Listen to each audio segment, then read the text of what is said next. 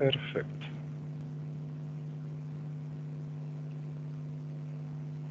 Perfecto. Ok. Ya, entonces vamos a ir a la diapositiva. Oye, si esta cosa de pronto tiene un pequeño training acá para avanzar. ¿Ya? Tiene una pequeña pillería. Ya. Ahora es compartir.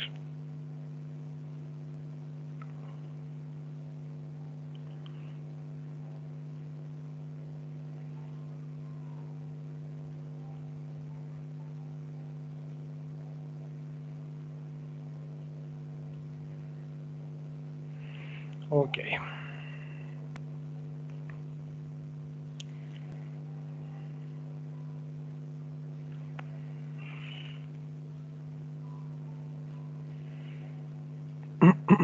Perfecto.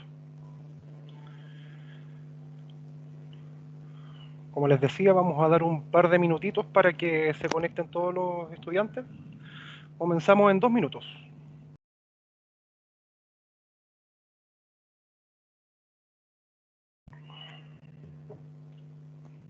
En 2 minutitos comenzamos.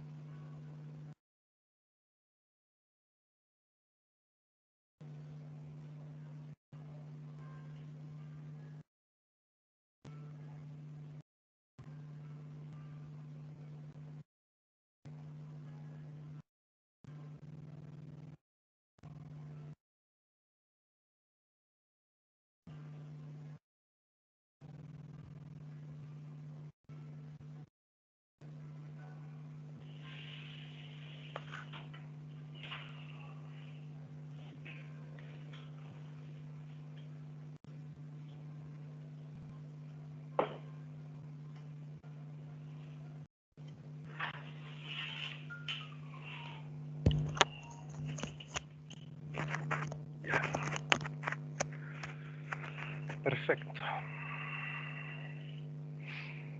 Entonces, vamos a comenzar. Bueno, me presento, soy Quiñones y junto con el profesor Matías Pieche vamos a estar a cargo del curso, ¿ya? Siendo él el encargado general del curso, ¿ya? Entonces, vamos a comenzar. A mí me gustaría estar partiendo, en principio, con una mirada histórica, ¿ya? Y una perspectiva respecto de la inmunología. ¿Qué quiero decir con esto? Ver los grandes hitos que representa la inmunología a nivel humano, ¿ya? Cuáles han sido sus aportes y, por sobre todo, en qué consiste también un poquito el aspecto de inmunología, ¿ya? Así que, dicho eso de antemano, vamos a comenzar. Bueno, de cajón, ¿cierto? ¿Qué es la inmunología?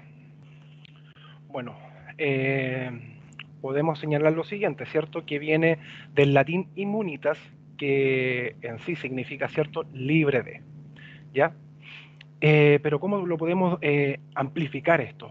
Según lo que yo he podido leer, esta es una de las referencias más acordes que yo he podido encontrar, que es la ciencia que estudia el sistema inmune en su conjunto de órganos, ¿cierto?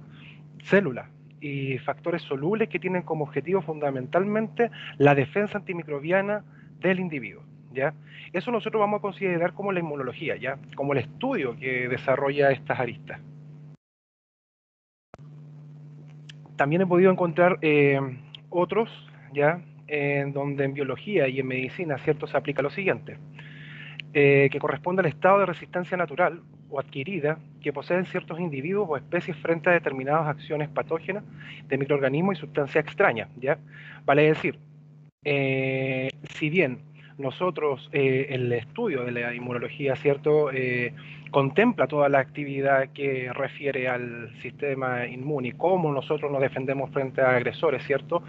La patogenia no necesariamente puede estar arraigada, ¿cierto?, bajo un determinado organismo, sino que también nosotros podemos proporcionar esos organismos o eso o esas entidades, ¿cierto?, que puede generar una explosión o un estallido inmunológico, ¿ya? Y hay otra de estas definiciones que podemos ver que respecta a es la respuesta específica de un organismo a la acción de un patógeno, ¿ya? Nosotros vamos a estar hablando de un patógeno no solamente como el agente injuriante, ¿ya?, que en presencia de él se van a generar una respuesta inmunológica, ¿ya? El curso también tiene un enfoque relacionado a aspectos como eh, el cáncer, ¿ya?, que son dentro de nuestro propio organismo, ¿cierto?, que generamos una exacerbación de la actividad proliferativa celular y que conlleva que nuestro propio organismo se enfrente a sí mismo, ¿ya? Y junto con ello otro tipo de patologías asociadas, ¿cierto?, como alguna inmunodeficiencia, ¿cierto?, o entes patógenos que la generen o la provoquen, ¿ya? ¿Por qué sirve estudiar la inmunología? Muchos preguntarán, que es obvio hoy en día como corren los días, ¿cierto? En donde tenemos un estallido, ¿cierto?, proporcional, desproporcional, producto de una pandemia generalizada, en donde el coronavirus ha sido un ente protagónico para cada uno de nosotros, ¿cierto? La respuesta inmune se basa en la vacunación, por supuesto. Hay procesos inmunológicos, como ustedes ya quizás comprendan, que son de carácter pasivo, ¿cierto? Y que se va dando por el enfrentamiento que tiene el sistema inmunológico propio del ser humano frente a agentes injuriantes o patógenos, ¿ya? Y en donde ella va recaptando información, va generando células de memoria que les permiten obtener una información así y poder llegar a actuar de una manera más pronta, más rápida frente a un determinado patógeno, ¿ya? Y en este punto es crucial la intervención de la vacunación, ¿cierto?, como efecto propio de una presentación de antígenos, ¿ya?, en donde estos antígenos, ¿cierto?, son atenuados y por medio de esto permiten la actividad mucho más certera del sistema inmunológico, ¿ya? Entender la defensa inmune durante las enfermedades infecciosas y parasitarias, claro. Junto con ello también tenemos que entender no solamente cómo se aplica la inmunización propia, ¿ya?, sino que también bien cuáles son los diversos mecanismos que mantienen las enfermedades, ¿cierto?, en este caso infecciosas o parasitarias, y cómo el sistema inmunológico también se adapta para poder defender al organismo, ¿ya? Entonces, en este sentido, nosotros es necesario que también veamos tanto las patologías asociadas que tengan que ver el sistema inmunológico como un ente activo, ¿cierto? Y junto con ello también ver cómo son las vías, ¿cierto?, fisiológicas, bioquímicas que permiten al sistema inmune de cada individuo poder resistir y operar respecto de infecciones, de enfermedades infecciosas y parasitarias. Mejorar el estado de inmunodeficiencia de individuos afectados, por supuesto. Hoy en día, ¿cierto?, el avance tecnológico ha sido clave, poder desarrollar distintas terapias y distintas estrategias que a nosotros nos permitan a un paciente poder identificar sus niveles de sistema inmunológico, cómo se encuentra el estado basal inmunológico, ¿ya? Y es por esto que la estrategia, ¿cierto?, y la ciencia hoy en día, ¿cierto?, trata de mejorar esta estrategia, como lo era en su determinado momento, ¿cierto?, el cáncer, ¿ya? Como lo vamos a ver un poquito más adelante, en donde se puede identificar, ¿cierto?, apremiar, ¿cierto?, al sistema inmunológico para poder identificar un determinado patógeno que se pudiese marcar, ya como lo que está pasando hoy día, ¿cierto? Como el premio Nobel año 2018, en donde ellos descubrieron la inmunoterapia y en donde se puede hacer, en palabras simples, una especie de marcaje de las células que estén en este proceso proliferativo, ¿cierto? Para identificarlo y así hacerlo más asiduo a las células que los puedan eliminar, ¿cierto? Como las natural killers, que representan ahí una actividad bastante importante, ¿ya? Entender procesos inmunológicos como la autoinmunidad. Claro, como lo que estábamos mencionando, o sea, aquí en este curso nosotros vamos a tratar de ver de manera amplia en lo que es la patología, ya que este curso es de índole más médica, ya, química y farmacia. Necesitamos darle el enfoque, ¿cierto?, al aspecto inmunopatológico, ¿ya? Más allá de que podamos ver en algún determinado momento, ¿cierto?, cómo son eh, análisis inmunológicos tradicionales, ¿ya? Como lo son los perfil bioquímico, por ejemplo, ¿ya? Los vamos a tocar, sí, pero no vamos a dar una mayor profundidad respecto a eso, ya que el enfoque directo es más transicional, ¿ya? Entonces, dicho esto, vamos a pasar a la siguiente, ¿cierto? ¿Qué dice acá? Comprender la respuesta inmune adaptativa durante el trasplante de órganos y tejidos. Claro, eh, junto con esto tenemos que mencionar que el, los trasplantes, ¿cierto? Puede ser visto desde la mirada inmunológica, ¿cierto? Como un agente patógeno, un agente externo, ¿ya? En donde todo el mecanismo, ¿cierto? Inmunosupresor tiene que ser adaptado a la fijación de este nuevo órgano, el trasplante de tejido u órgano, como se podía saber, ¿ya? Porque es el mismo organismo el que va a estar enfrentándose constantemente, entonces hay que hacer los tratamientos pertinentes para que el tejido o el órgano sea aceptado por el sistema inmune del organismo, ¿ya? Porque como estábamos mencionando, esto puede ser visto como un agente patógeno, ya que es algo externo al organismo, ¿ya? No competen las mismas características químicas, no comparten la misma historial genético y por ende, si bien nosotros conocemos, ¿cierto? Como el caso del complejo mayor de histocompatibilidad, en donde en sí estos genes que se radican, ¿cierto? En la región del brazo corto del cromosoma número 6, están presentes, ¿cierto? En todos los organismos pueden haber variantes. Y en estas variantes es donde puede radicar la activación, ¿cierto? Respecto del sistema inmune propio al tejido trasplantado, ¿ya? Así que eso es súper importante, chiquillos. ¿Qué más? Aplicar las bases de la reacción antígeno-anticuerpo en el diagnóstico de enfermedades. Por supuesto, aquí perdón, aquí el sistema inmunológico ha jugado un papel importantísimo, ya que dada la tecnología de hace algunos cuantos años atrás, ¿cierto? Se empezó a instaurar esta investigación, porque nada más específico que la reacción antígeno-anticuerpo, ¿ya? Y ocupando esos principios, ¿cierto? Que nos permiten a nosotros poder identificar algo preciso, ya que busca como la acción enzimática, ¿cierto? La enzima siempre va a ser específica respecto a esos sustratos y solamente con la incorporación del sitio activo al sustrato va a poder encajar y hacer la reacción metabólica o anabólica dependiendo cuál sea, ¿ya? En este caso particular ocurre algo muy similar.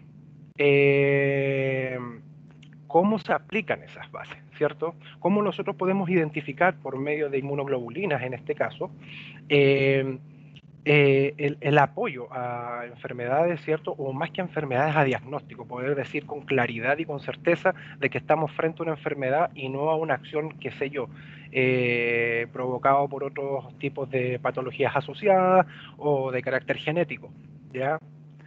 ¿Vamos bien? ¿Se va entendiendo la mecánica? Alguien que me diga sí, no, o no sé si me estoy escuchando.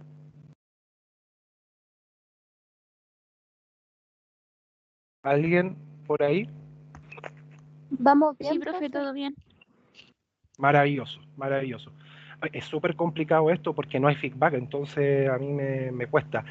Otra cosa, en mis clases por lo menos, si ustedes necesitan interrumpirme, háganlo.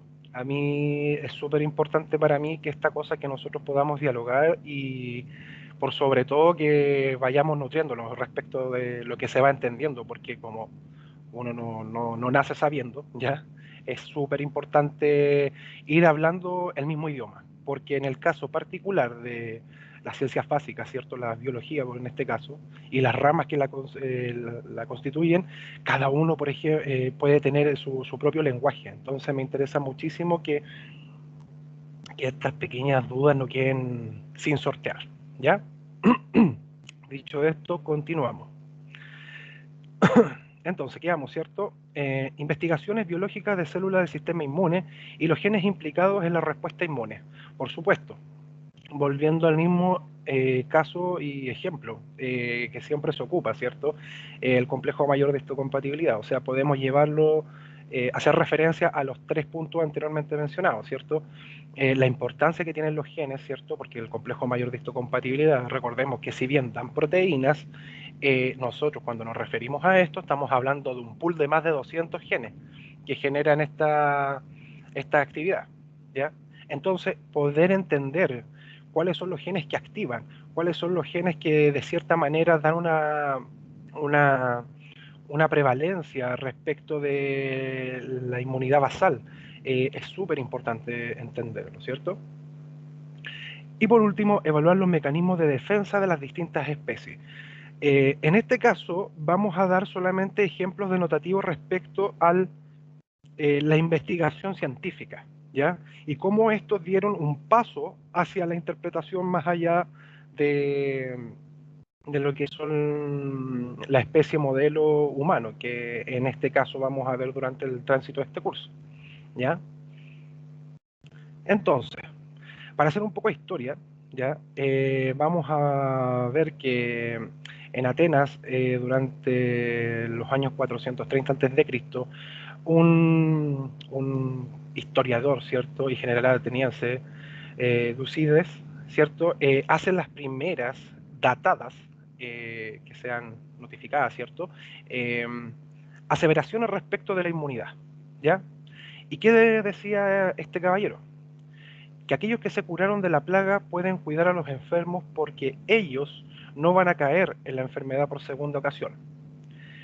Y esto sienta un precedente importante, ya que si bien estudios anteriores, ¿cierto? Se han podido datar desde mucho antes como escrituras chinas, ¿cierto? En donde habían, o sea, tanto China como turca, ¿cierto?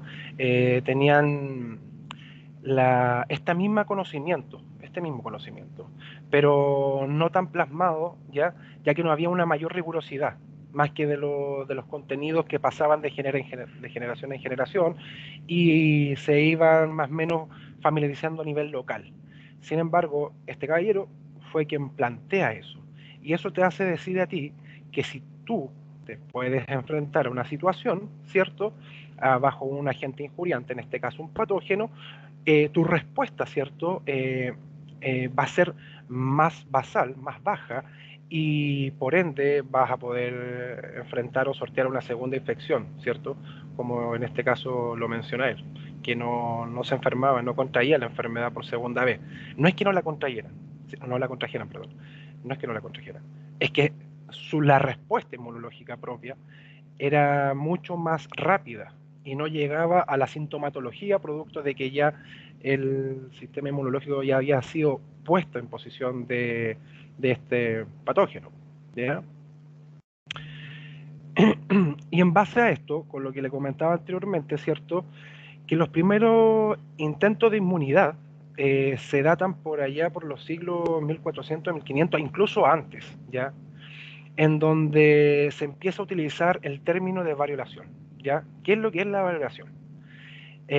Como estaba mencionando, China y Turquía practicaban la variolación. ¿Y qué es en qué constaba esto, cierto? Que era inhalar el polvo proveniente de las pústulas de viruela o insertar en pequeñas heridas ya este mismo polvo. ¿Qué es lo que hacían ellos? Tomar células atenuadas, ¿cierto? Que ya un determinado enfermo pudiese estar en plena reacción, ¿cierto? Del patógeno y con esto, ¿cierto? Encontrar unas células atenuadas y poder promover una especie de vacunación más primitiva, ¿ya?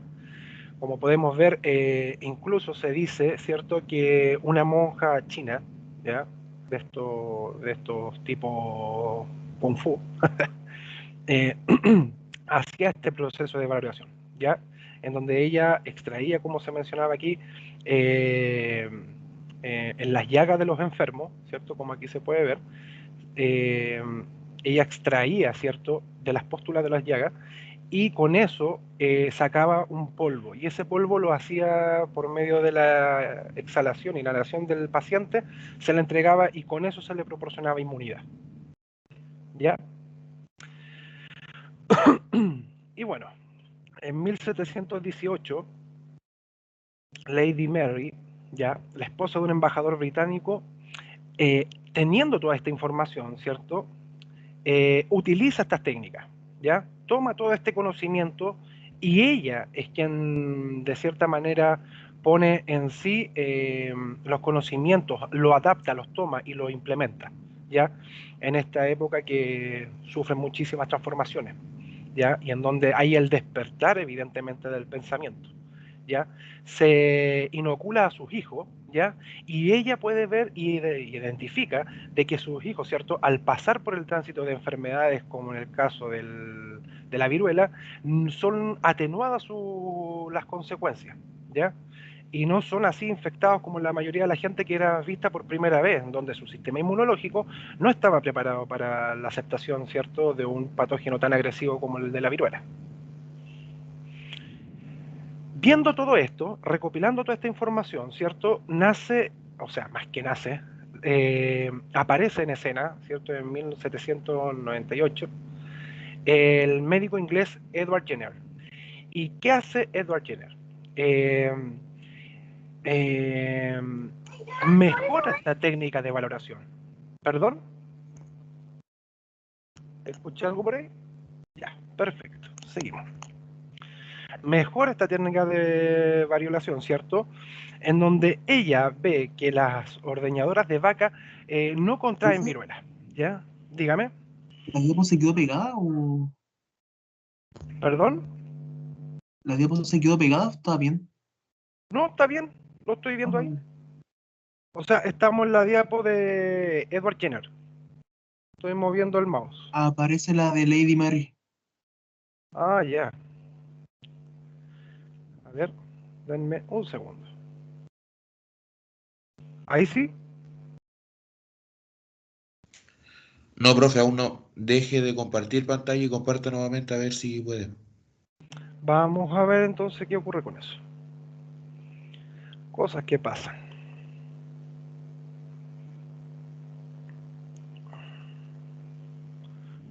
Cosas que ocurren. Y yo súper inspirado hablando acerca de este prócer de la inmunología. Vamos a ponerlo de nuevo, ¿cierto?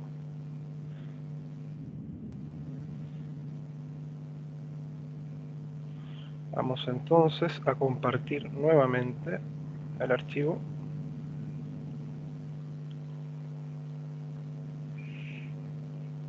Ya. Ahí lo estoy compartiendo nuevamente. Y ahora, ¿dónde me quedé? Estoy como el bombo fica, cuando no cacho a dónde se había quedado pegado. Listo. ¿Estamos bien ahora? Ahí sí, Sí, profe. Perfecto. Muchísimas gracias, estimados. Bueno, continuamos, ¿cierto? Nosotros habíamos quedado en los ordeñadores de vaca que no contraían viruela, ¿ya?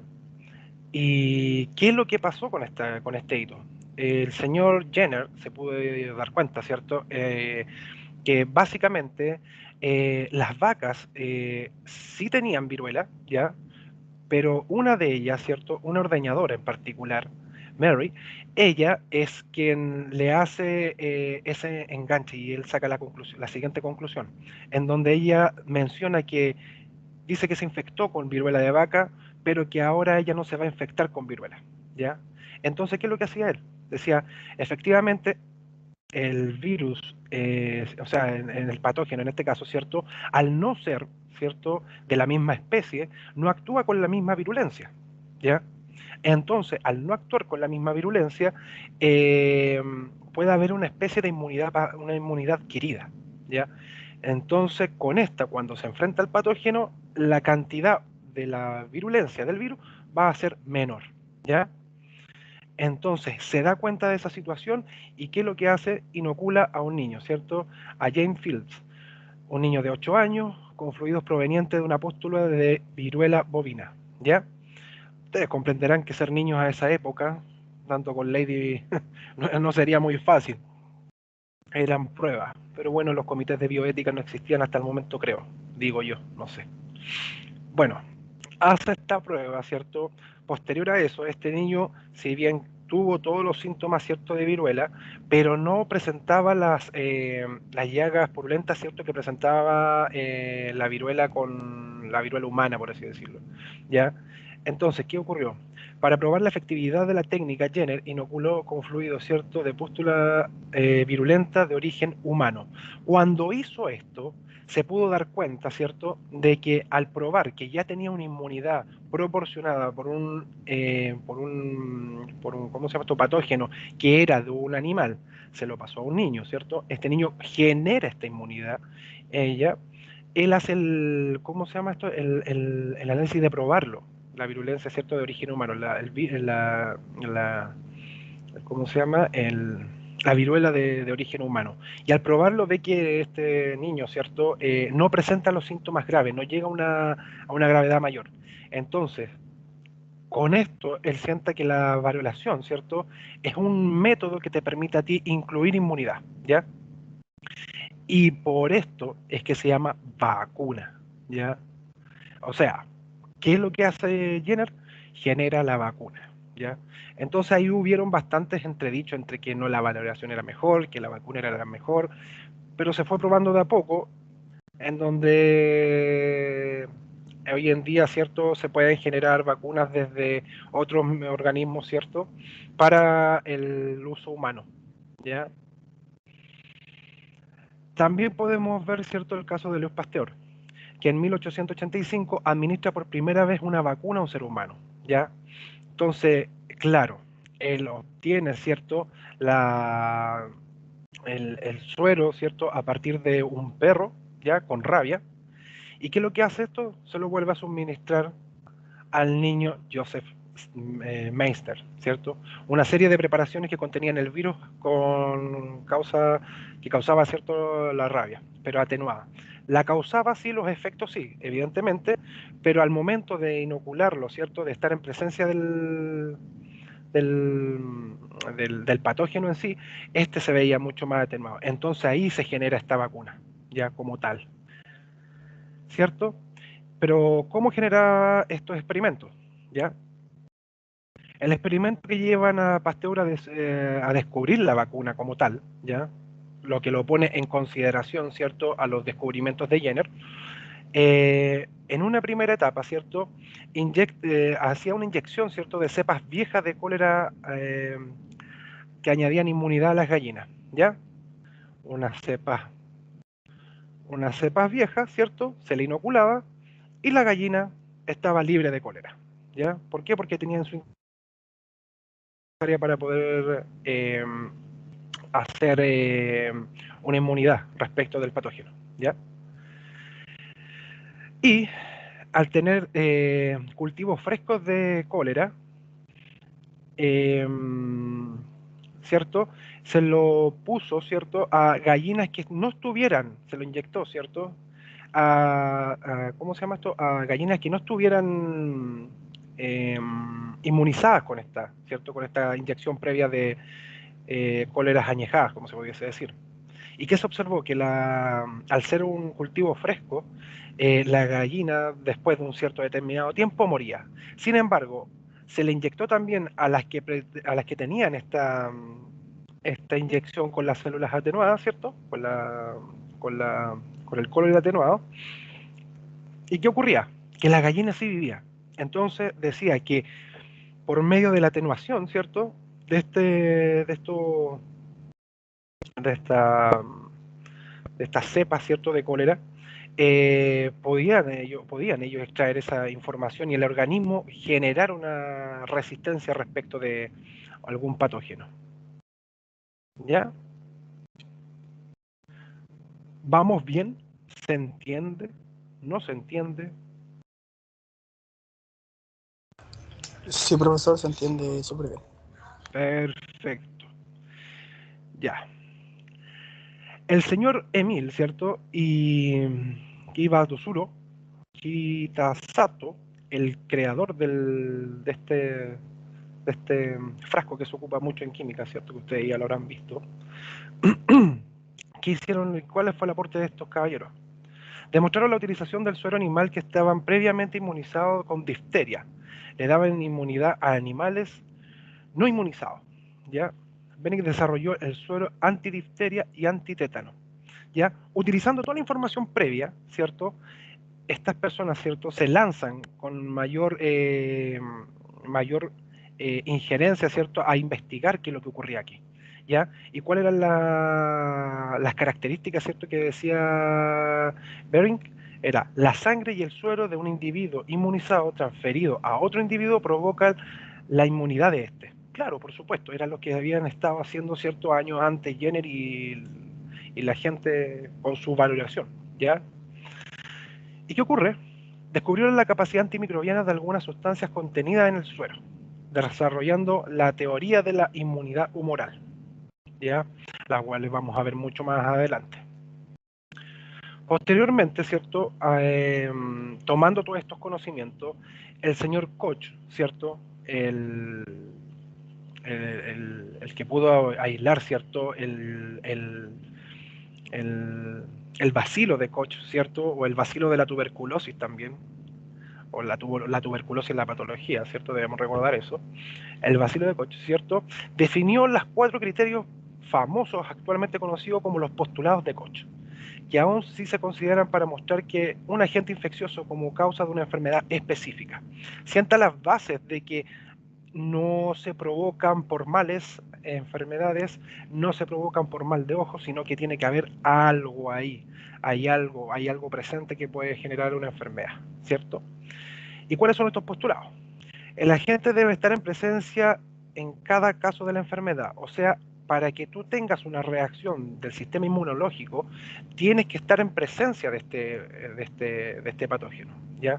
Es indispensable estar en presencia, porque de esa única manera es como el organismo va a verse frente a él, ¿ya? Y posteriormente, con estudios más adelante, vamos a ver que esto sí es verdad, porque hay células de memoria, ¿cierto?, que generan, y se genera un input importante para cualquier tipo de enfermedad en donde esté previamente presente el organismo, ¿cierto? El agente debe ser aislado del huésped y crecer in vitro, perdón, ¿ya? Vale decir, una vez que se puede aislar, ¿cierto? Estamos frente a un patógeno nuevo, por ejemplo, patógeno X, tenemos que aislar a este paciente, ¿ya? El paciente tiene que ser aislado para que no en su condición de inmunodepresión, esta contraiga otro tipo de enfermedad y pudiese ser más certero, ¿ya? Se crece in vitro, se obtienen las muestras necesarias y se hace un crecimiento in vitro para poder identificar. Son también las bases que se llevan hoy en día, ya para la generación de vacunas, ¿ya? Por eso también toma tanto tiempo, ¿ya? No es como que sacamos una vacuna así, no se puede. El tercer postulado dice, la enfermedad debe producirse cuando un producto de un cultivo puro del agente es inoculado a un huésped susceptiblemente sano. Por supuesto, tenemos que encontrarlo en su máximo nivel, ¿cierto?, de inmunológico, ¿ya? No podemos inocular, ¿cierto?, a un paciente que está pasando previamente una enfermedad o que tenga patologías de base que no hayan sido previamente estudiados, a probar una nueva posible vacuna o un inúculo fresco, ¿cierto? Porque si no, de lo contrario, no vamos a ver la productividad o la efectividad que presenta este inúculo, ¿ya? Y el cuarto postulado dice, el mismo agente debe ser recuperado del nuevo huésped y experimentar con infectados. Vale decir, se obtiene, ¿cierto?, del huésped, debe ser a este huésped, ¿cierto?, que sea infectado, se tiene que extraer, ¿cierto?, este humor, este líquido, ¿cierto?, para poder identificar, donde nosotros podemos identificar que está la presencia de él, y con esto podemos experimentar, recién experimentar, ¿ya? Para poder probar su efectividad, ¿ya? Años más tarde, ¿cierto?, en 1930, el señor Elvin Cabat descubre la parte del suero conocido como gamma globulina, que actualmente es conocida como inmunoglobulina o anticuerpos, ¿ya? Eso es lo mismo, ¿ya? Es lo que confiere la inmunidad. Este caballero postula eso, que esto es lo que confiere la inmunidad específica, ¿cierto? La inmunoglobulina es el factor de la sangre que contiene los anticuerpos, ¿ya? La inmunidad mediada por anticuerpos se conoce como inmunidad humoral, y esto viene ¿por qué? Porque es del humor, el humor es el fluido corporal, ¿ya? Entonces, ¿qué tenemos en consideración? Que esto va a estar dando vueltas por todo el cuerpo, ¿cierto? Hasta el momento en el hasta cuando se puede encontrar, ¿cierto? O sea, hay lugares de reserva también, ojo con eso, ¿eh? Pero hay un fragmento mayor que está recorriendo el cuerpo, ¿cierto? Y en donde nosotros podemos identificar la gamma globulina o la inmunoglobulina, ¿ya? ¿Y qué es lo que dice este caballero? Que es ella lo que confiere esta inmunidad específica, ¿cierto? La que es mediada por anticuerpos, la que se conoce como inmunidad humoral. Entonces, esta proteína, ¿cierto? ¿Ya? Esta macroproteína, consta de un fragmento CFC, fragmento cristalino, y el FLAP, que corresponden a las cavidades, ¿ya? Junto con eso, ¿cierto? Tenemos los brazos largos, ¿cierto? Y los brazos cortos, y tenemos una región variable. En sí, estas son las regiones variables, es donde va a estar la especificidad de cada monoglobulina, y posterior a esto va a ser una acepción más estructural, ¿ya? Entonces, el FAP es Agent Binding Fragment, ¿ya? Y FC Crystallized Fragment, ¿ya? El fragmento cristalizable. Entonces, fragmento de unión y fragmento cristalizable, ¿ya? Entonces, como decimos, la única región, ¿cierto? La región hipervariable, como su nombre lo dice, va a ser la que varía, ¿ya? Aquí es donde nosotros vamos a encontrar la especificidad de cada uno de los inmunoglobulinas, ¿ya? En sí tenemos que considerar que hay 5 tipos de inmunoglobulina, pero la vamos a ver en su determinado momento. Esto es una visión más introductoria, recordemos eso, ¿ya? Mechnikov, ¿qué hizo este caballero? ¿Cuál fue su aporte respecto de? En 1883, ¿cierto? Las células también aportan al estado de inmunidad del animal, ¿ya? Este caballero, si bien en la anterior se hablaba que la inmunidad era netamente, ¿cierto?, de las inmunoglobulinas, no era tan así como se veía, pero era como el postulado mayor. Él también dice que las células también aportan en este estado, ¿cierto? En el caso de los animales. Ya hablando espectro más amplio, más que solamente animales, vertebrados, ¿cierto? Aunque hay invertebrados que también presentan algunas cosas, algún sistema más o menos semejante, un poco más arcaico claramente, e incluso algunos muchísimo más potenciados, como en el caso de los ositos de agua, creo que se llaman, ¿ya? En donde ellos tienen una capacidad de regeneración increíble, pero bueno, ese es otro tema. Perdón. Ok, estaban llamando. Ya, ocurre. Observa que las células de la sangre, las cuales le llamó fagocitos, eran capaces de fagocitar microorganismos y materiales foráneos, ¿ya?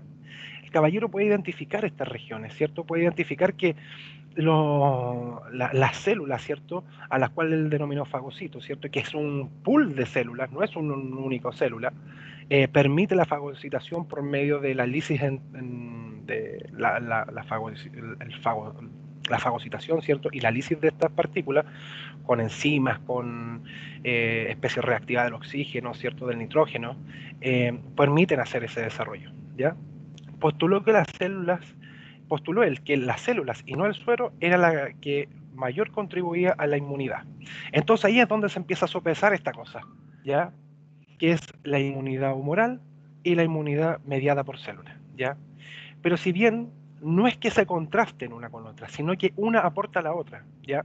Así que eso hay que tener claro, esa discusión ya se dio, así que eso es lo que es, ¿ya?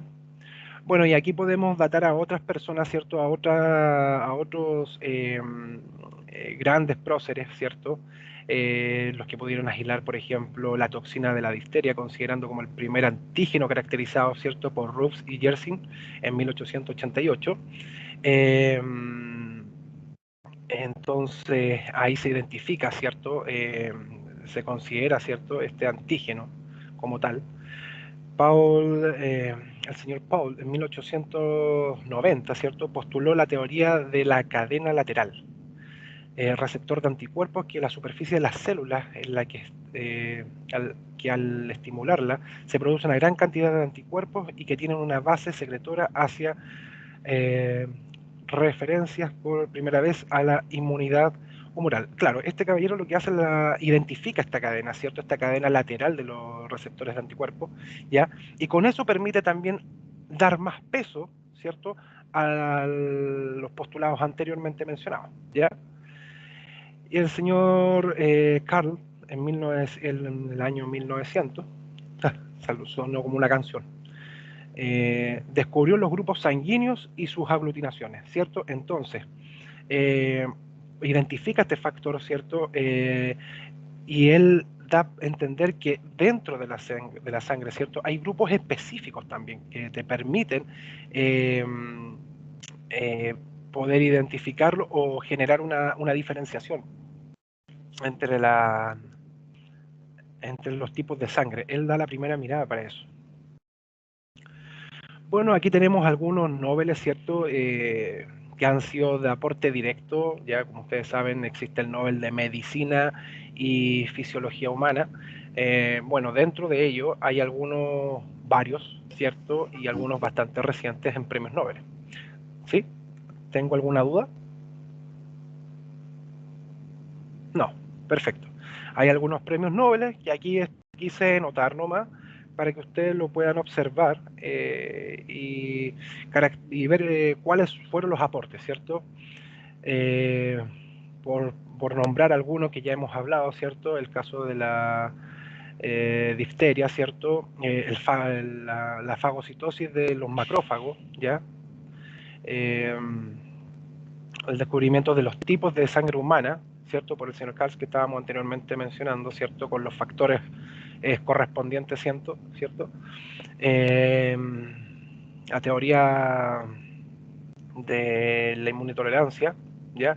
Y así algunas otras, como más químicas también podemos ver, la estructura química, ¿cierto? De la inmunoglobulina, y entre otros, ¿cierto? Bueno, aquí tenemos algunos otros próceres, ¿cierto? Como el señor Nicolás Arthur, que describió el fenómeno de necrosis local en la piel de conejos causada por el complejo antígeno anticuerpo, más conocido como el efecto de Arthur, ¿ya?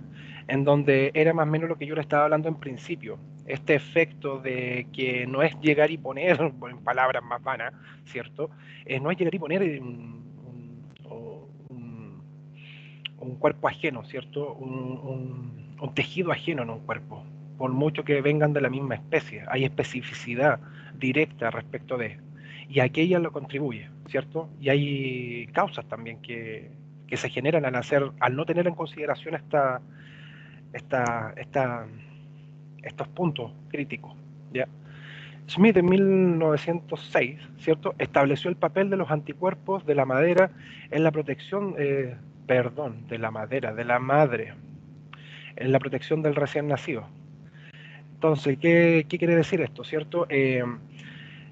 Los anticuerpos, ¿cierto?, de la madre generan una protección como una protección pasiva, ya que en el primero etapa de vida, ¿cierto?, este nuevo individuo, ¿cierto?, este nuevo ser humano no presenta la cantidad de pool, ¿cierto?, de información inmunológica, como sí lo presenta la madre. Entonces hay etapas específicas, ¿cierto?, como la etapa del alumbramiento, ya en donde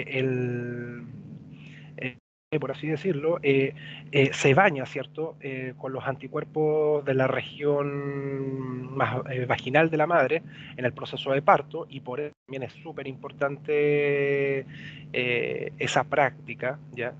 De parto natural, por así decirlo, ya porque también da un input importante de, de, ¿cómo se llama esto? De un input inmunológico importante, ¿ya? Y junto con esto también podemos caracterizar también el calostro, ¿ya? Como otra etapa importante de la proporción de inmunidad pasiva, ¿ya? ¿Por qué? Porque en la leche, ¿cierto? En el calostro, en esta primer soltura de leche de la madre, ella entrega también amplia cantidad de inmunoglobulina, ¿cierto? E incluso algunas presencias de algunos patógenos relacionados que no son tan virulentos, pero sí le permite encontrarse también con aquello, ¿ya? Bach en 1915 descubrió la vacuna contra la tuberculosis bovina con la cepa 19, ¿ya? Tuberculosis bovina que genera bastantes problemas a nivel global. Kelmate y Girren produjeron la vacuna contra la tuberculosis, ¿cierto?, utilizando bacilos atenuados causantes de la enfermedad de la tuberculosis en ganado bovino. O sea, él extrae también los principios del señor Jenner, ¿ya? Entonces, si se dan cuenta, esto termina siendo como una especie de tomar información, bueno, como es la ciencia, ¿ya? También en el 1939, ¿cierto?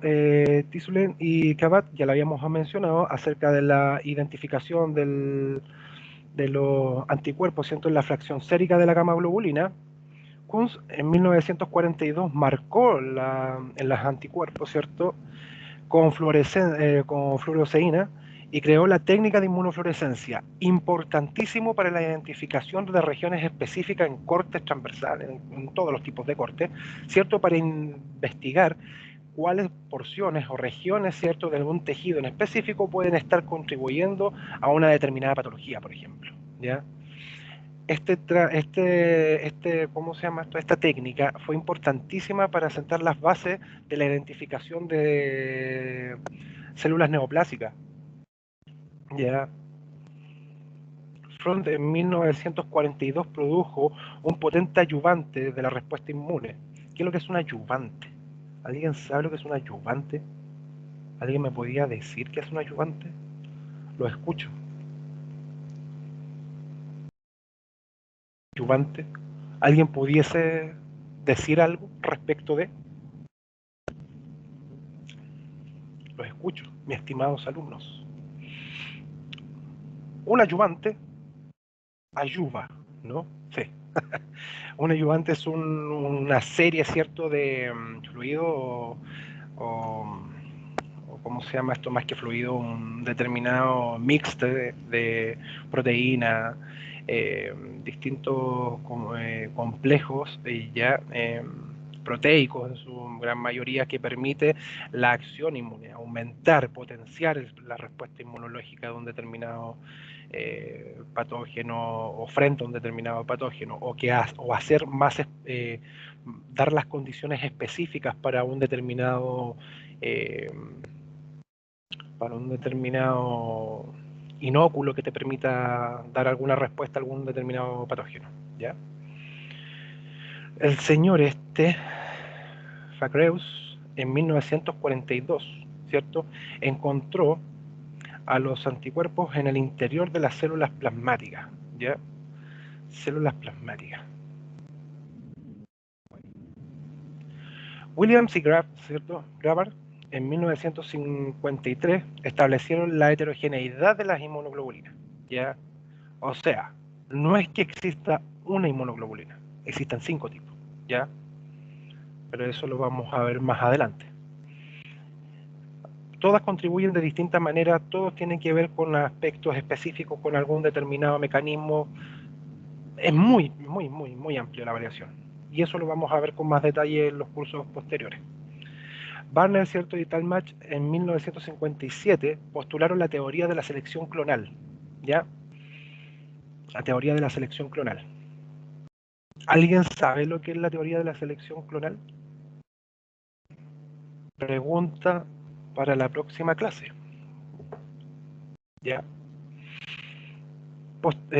Porter, ¿cierto? Y Edelman en 1959 establecieron el modelo, ¿cierto?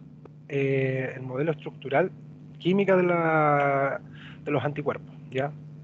Proceso de estimulación específica por un antígeno concreto del linfocito individual cada vez para reconocerlo, por supuesto, ¿ya? Entonces ellos lograron identificar esta concreción, ¿ya?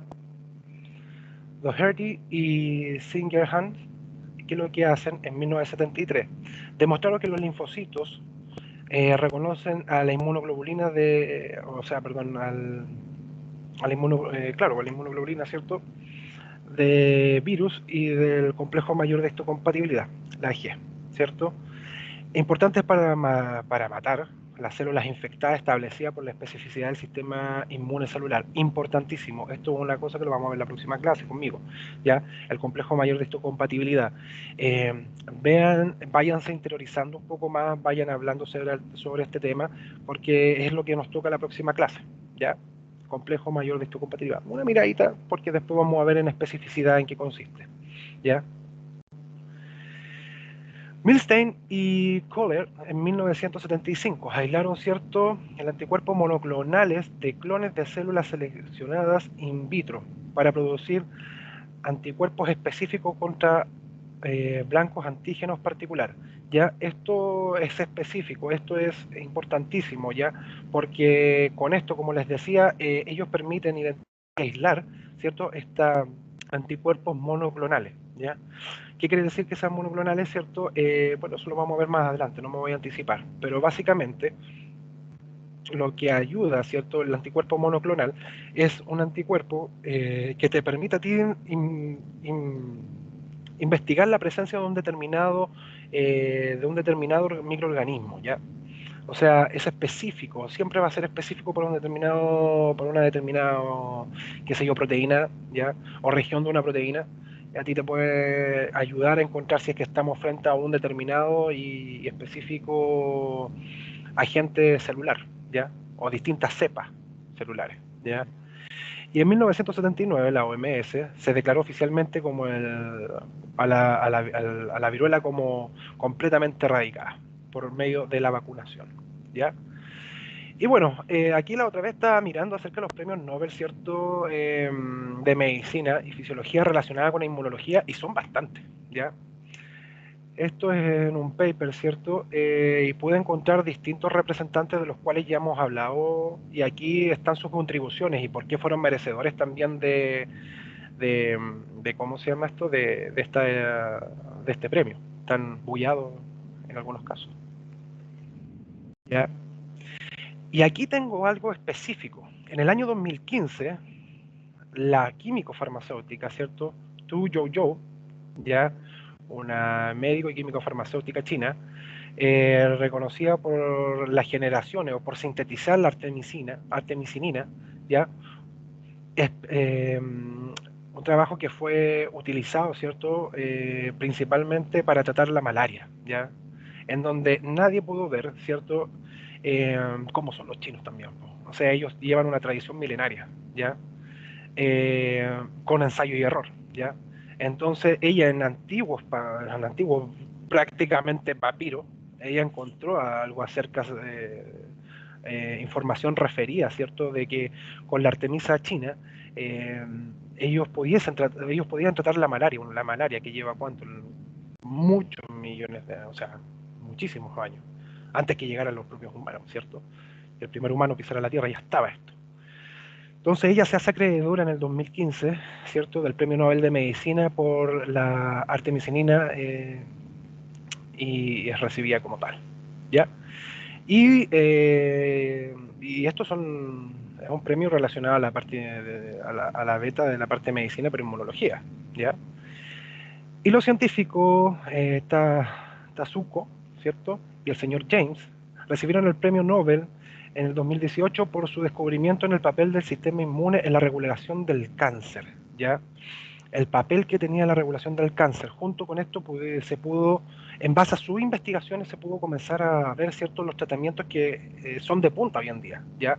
Que son básicamente la terapia inmunogénica, ¿ya? Que te permite a ti, por medio de anticuerpos específicos creados para un determinado, ¿cierto? Para una determinada célula que esté en proceso de proliferación general, ¿cierto? Como lo es el cáncer, se puede identificar, ¿ya? Porque como nosotros sabemos, ¿cierto? El cáncer también se camufla, ¿cierto? O sea, son células bastante inteligentes, se pudiese decir. Entonces, ¿qué es lo que hicieron ellos? Poder identificar, ocupar todo este conocimiento, ¿cierto? De las inmunoglobulinas y esto poder depositarlo para que las células, ¿cierto? Como los natural killer o las células fagocíticas, ¿ya?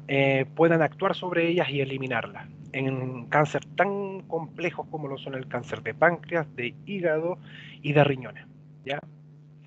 Así que eso, esa era la mirada histórica que yo quería hacer con ustedes respecto de lo que es la inmunología y cómo se llama esto y sus complementos en sí, sus características y eso. Me gustaría saber si tienen algunas dudas o algo por el estilo. Es el momento. Tengo una consulta cuando dijo que la viruela fue completamente erradicada. Ujú. ¿Se refiere a la viruela en Diga, sí o también a todas las variantes que ha tenido por el tiempo? a la viruela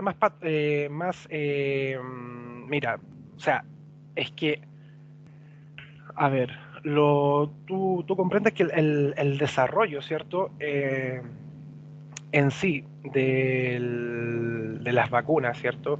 Del tratamiento que se conlleva, va a ser muy importante el cómo se desarrolle y la continuidad que tenga en ese desarrollo, ¿cierto? Eso lo tenemos claro. Entonces, en ese tiempo se determinó que sí, efectivamente, por lo menos la más virulenta, ¿cierto? Que era la que se trataba, se erradicó, claro. Ahora, que producto de la selectividad y de los múltiples factores que tienen estos bichos, ¿cierto? Por mutar y cambiar, puede generarse de nuevo un rebrote, como lo han sido así de peste bubónica, que se estuvo dando unos par de casos, ¿cierto? Me parece que en África, ¿ya? Entonces, todo eso está sujeto también a distintas variantes, ¿ya? Pero en estos momentos no se ha datado la erradicación en sí de la viruela como tal. Ahora que aparezca nueva cepa, ¿cierto? O que gente no se someta al tratamiento, puede generar un rebrote. No estamos a la expectativa de que se haya eliminado al 100%, si es que es tu pregunta. Pueden pasar cosas. Muchas gracias. Sí, cómo no. ¿Preguntas? Profesor, Dígame. mire, más que una pregunta con respecto a la materia en sí, sino que si usted nos puede recomendar alguna bibliografía complementaria a estas clases. Mira, el ABAS por lo general no se necesita más que eso, ¿ah? ¿Ya? Con el ABAS basta y sobra, ¿ya? Eh, También Inmunología de Lenin, en mi Biblia. Pueden encontrar información un poquito más acotada, pero más allá de lo que es lo que nosotros vamos a estar viendo durante el curso, ustedes se pueden apoyar de ABAS. ¿Ya? Si quisieran indagar un poquito más en lo que es la inmunología molecular, celular y transicional, ¿cierto? Pueden ocupar este, el de inmunología molecular, celular y translacional. Esa principalmente. Y la verdad es que hay bastante información, pero ojo, yo he visto de repente información un poco errada en algunos portales, o sea, en algunos videos de YouTube. ¿Ya? Que me ha pasado. Pero apóyense ustedes en Avast. Ok, profesor, muchas gracias. Sí, cómo no. Perfecto. Entonces, ¿más preguntas respecto a esto?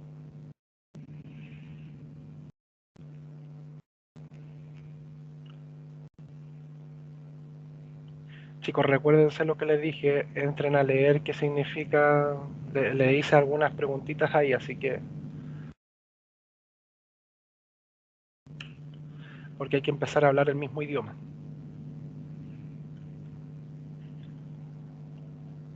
Profesor, ¿y podría Dígame. repetir las preguntas, por favor? No, o sea, lo que yo les mencioné, básicamente que se fijaran ¿cómo se llama esto? Acá, ay, a ver, ¿dónde la dejé? Dame un segundito. ¿Qué es lo que era la postulación de la teoría de la selección clonal? ¿Ya? ¿Qué es la teoría de selección clonal? Me gustaría que lo investigaran, ¿ya? Y también me gustaría mucho que vieran ustedes la investigación, ¿cierto?, de esta destacada químico farmacéutico, de la señora Tu Yun Yun, ¿ya? ¿Y qué es la artemisinina? Eh, ¿Cuáles son sus composiciones, ¿cierto? ¿Cuál es la importancia? ¿Ya? Y en sí también cuál es la, ¿cómo se llama? La importancia espectral, ¿cierto? Quimérica que tiene esta molécula, ¿ya? Porque tiene algo bien interesante. Viene de una familia determinada de moléculas, pero junto con ello tiene algo diferente. Tiene me parece que una cadena hidroxílica parece. Pero ahí véanlo ustedes. Necesito que lo investiguen porque, ¿cómo se llama esto? Me gustaría que quizás pudiésemos ver un poquito la próxima clase, debatir un poquito respecto a este aporte que hizo esta destacada investigadora. ¿Ya? De todas maneras, yo les voy a pasar esta diapositiva, ya, para que se puedan apoyar, pero como les vuelvo a reiterar, me interesaría muchísimo que ustedes pudiesen investigar un poquito más allá de los dos últimos premios Nobel, ya, y enfocarse también en la artemisinina. ¿Qué es lo que hace? ¿Cómo lo hace? ¿Qué desarrolla? ¿Cuál es lo importante? ¿Por qué eliminó la malaria? ¿O es un tratamiento muy efectivo contra la malaria? Porque la malaria no se ha eliminado. ¿Ya? Entonces, les doy un break de 10 minutos, ¿ya? Porque ahora va a empezar el profesor Matías Pieche con su clase, ¿ya? Así que tienen 10 minutitos para volver a conectarse. Hola, hola Matías. Hola Matías. Sí, continúa en 10 minutos más, a las 6:10, con la otra clase con las células de T. Ok. Matías, una consulta. ¿Ya? ¿Terminó la grabación? Sí, Ya. termina. Ok. Y yo continúo una nueva grabación como si el nuevo clase empieza. Perfecto. Ya. Detener grabación. Desea detener grabación. Esta reunión se está... Detener grabación.